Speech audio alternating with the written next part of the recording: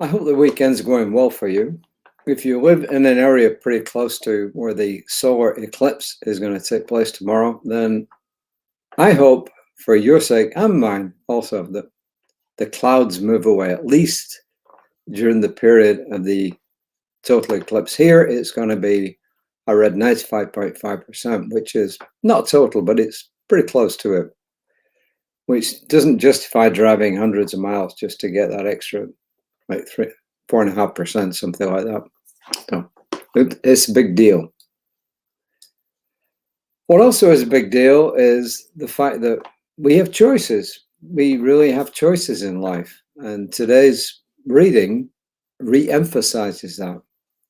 So first I was going to actually read from the physical copy of the magazine, but it is easier to read the digital version here. As I mentioned a few days ago, Reverend Christian Sorensen has been in New Thought his whole life. Therefore, he grew up with all this stuff. Most of us didn't. Most of us came into it from another direction, probably Christianity, but not necessarily. And we've had to learn a lot of this stuff that I guess is sort of instinctive to him. So it's really good to have a reading from somebody who's been in the science of mind, New Thought movement for him, for all his life. The first quote is from Adyashanti, and I did not look up Adyashanti. I probably should have, but I didn't. I'll look up who it is afterwards. He or she, I'll look up who it is afterwards. And if it's interesting, I'll let you know tomorrow. Today's reading is called Before Pain Prevails. Before Pain Prevails. A total acceptance of yourself brings about a total transcendence of yourself. A total acceptance of yourself brings about a total transcendence of yourself. And in the science of mind, this is kind of crucial to what we call spiritual mind treatment or affirmative prayer. And this is really one of the things that we've been criticized about unjustifiably. I'll explain later. In treatment, we turn entirely away from the condition, because as long as we look at it, we cannot overcome it. And Reverend Christian Sorensen goes on to say, when challenges hit, a frightening prognosis delivered, an accident happened, a betrayal realized, or a war thrust upon us, this is the time to pray. It is too easy to be caught up in the shock of it all, particularly if the world points you in a particular direction. You must remember to go to God first, or go to your source first if you prefer. Go to the divine, go to spirit first. Let spirit be your first choice and action. Listen and look for your guidance, because it will always be there. The divine has not abandoned you, though it may seem like it at the time. You always can choose your attention to a higher way of seeing. Remember, no matter what, you always have a choice. When you're unable to lift your head above the fight of despair, this is the time to turn to a spiritual practitioner. This spiritual warrior knows God is there for you. They commit their lives to knowing God, or the source, the all, however you prefer to call it, no matter what. To have someone speak your name out loud to you, to know your spiritual truth in prayer, is an amazingly transformative experience that reverberates through your whole body, your mind, and your soul. To believe someone is praying for you, even when you're not present, helps activate a healing strength you couldn't muster otherwise. Life challenges happen, and when they do, remember to pause before the pain prevails and connect with a higher power, turning entirely away from the condition. I'm going to read the affirmation because it kind of works into an explanation. I always remember to go to God first. or if you prefer, I always remember to go to source with a capital S first. I always remember to go to spirit first, however you term the divine, the all. When I went through my practitioner training in science of mind is 2 years. You take 2 years of foundation type courses, basic, intermediate, and then once you get credited for those, you can go into practitioner training. And practitioner training, as I said, is 2 years long. The first year really is more learning, although they're changing that now. But the second year is learning all about how to be a practitioner. Reverend Christian Sorensen sums it up here when he says, this spiritual warrior knows that the all is there for you. They commit their lives to knowing spirit, no matter what. So as a practitioner, and you have to become a practitioner before you can become a minister, but that's a whole other story. That's another several years. You're taught how to pray. Now, in some of our basic classes, we're taught how to pray, but when you're learning to be a practitioner, you're taught how to pray, not only for yourself, but specifically for other people, because that's your, quote, job, unquote. And what a practitioner does is they treat their own mind to know that all is well for you. So that's one message that Reverend Christian Sorensen is giving here, is telling you, if you can't handle it yourself, go to a practitioner.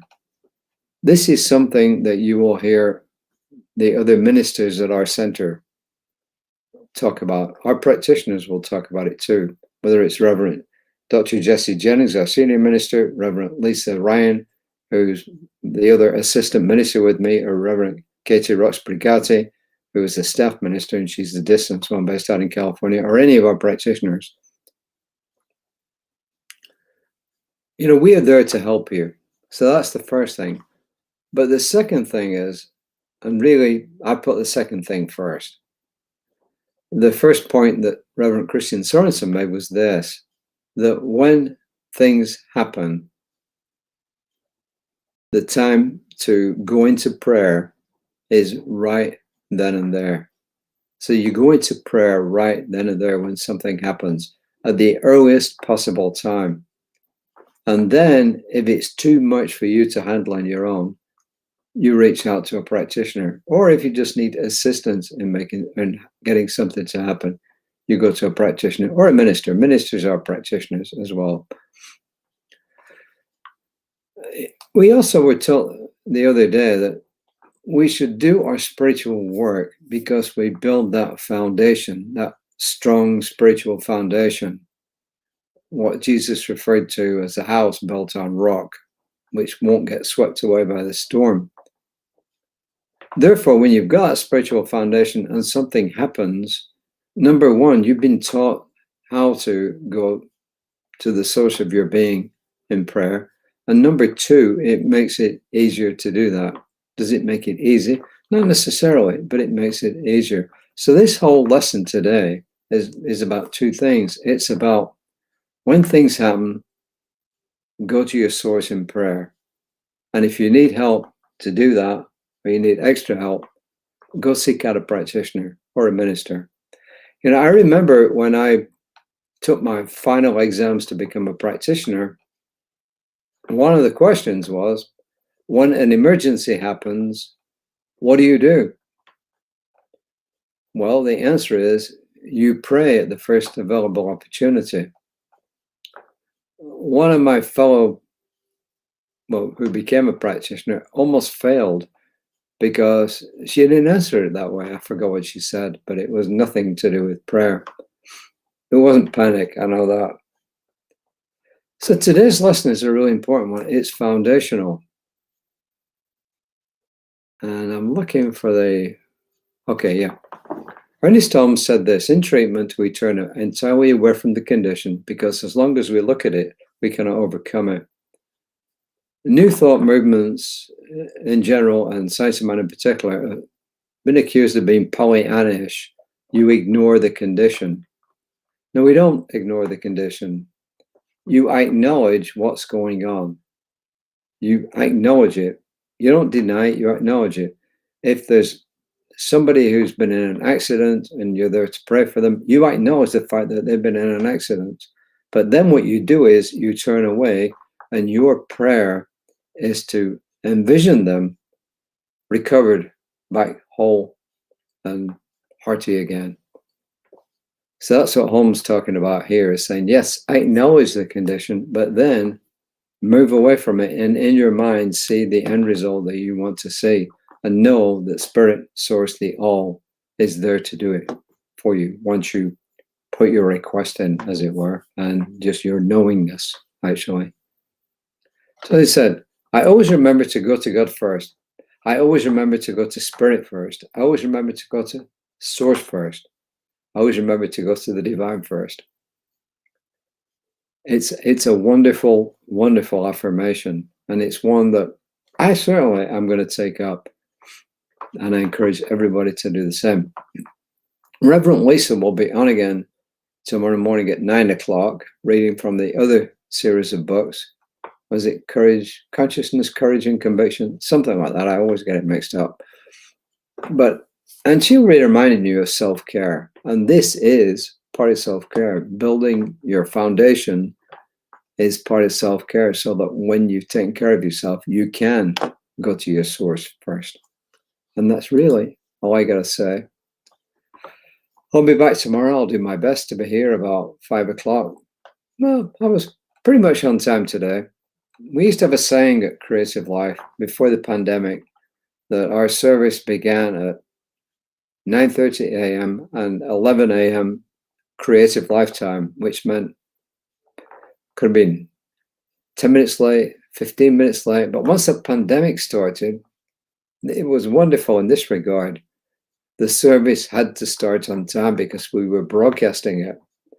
So that's one wonderful thing that came out of it. And because we're hybrid still, our services began on time. Within a minute, it's pretty good. So until next time, please take care of yourselves. Remember, you must take care of yourself before you can take care of anybody else. A sick person or an injured person is no good trying to look after somebody else. Just like on the plane, somebody without oxygen cannot support somebody else who needs to put on an oxygen mask as well. So put on your mask first, and then you can help others.